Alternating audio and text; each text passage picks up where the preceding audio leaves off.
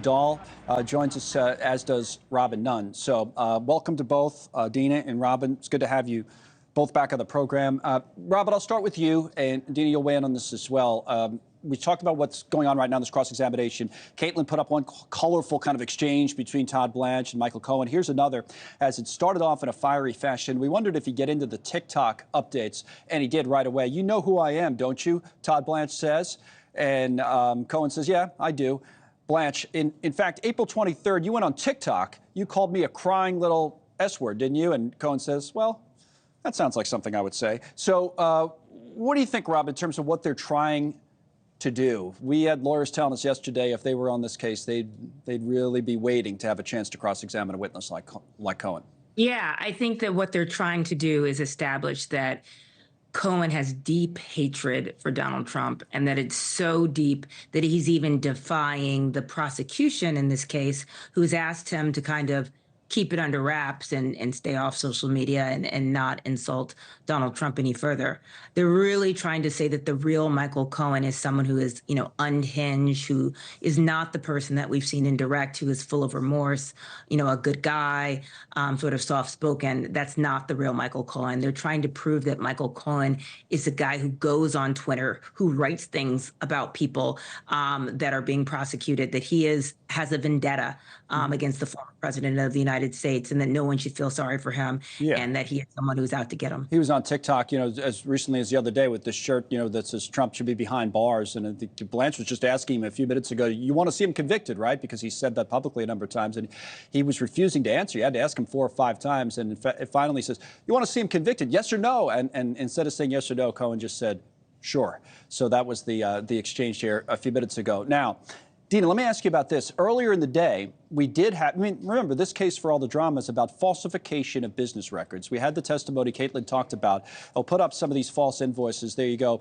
from the prosecutor. Were any of these invoices that you submitted based on services performed for the months indicated pursuant to a retainer agreement? No, ma'am, says Cohen. They were a reimbursement. If we go to our tablet here, where I have some of these that I can take up and just show people a little bit closer, and then I'll have you comment on Dina. Cohen, on it, Dina. Cohen testifies Trump signed false invoices. You look at the ledger.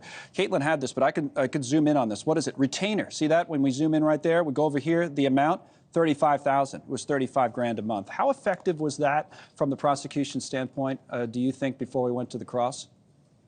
I mean, it is exactly what they need to prove. This is a falsification case, and they need to show that they falsified the document. And it's important because they had the tweet that they introduced on Friday, where Trump says that the payment was a reimbursement for an NDA.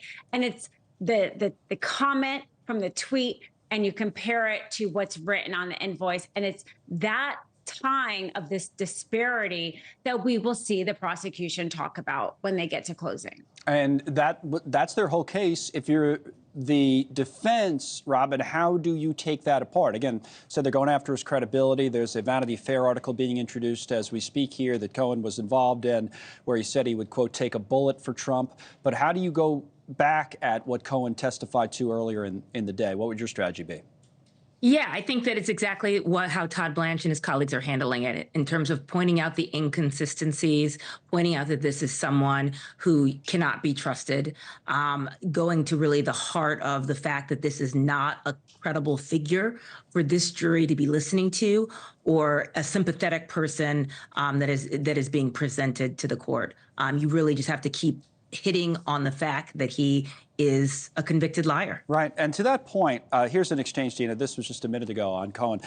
Blanche is questioning him, and he says, and this is getting to whether or not he tells the truth. And again, we know he has it in many cases. He's admitted this much. He's been convicted of lying.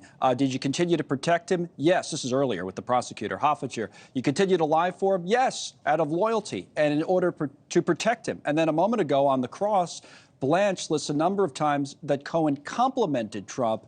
Were you telling the truth then, at that time? Blanche asks Cohen, and Cohen says, and I'm quoting, "At that time, I was knee-deep in the cult of Donald Trump." So, who do we believe, Dina? I think that the fact that he served jail time for his involvement, for his payment to Stormy Daniels, for the tax, the fraud in relation to this payment, I think really cuts against what the defense is trying to do in Cross. They're trying to say, you're so angry at him. But I think to the jury, they would say, well, maybe he has a reason to be angry, because I would be angry if I were the only one as part of this 3-person deal, right? David Pecker, they have this non-prosecution agreement. Donald Trump hadn't ever gotten indicted relationship, but Michael Cohen pled guilty and served time directly connected to these facts.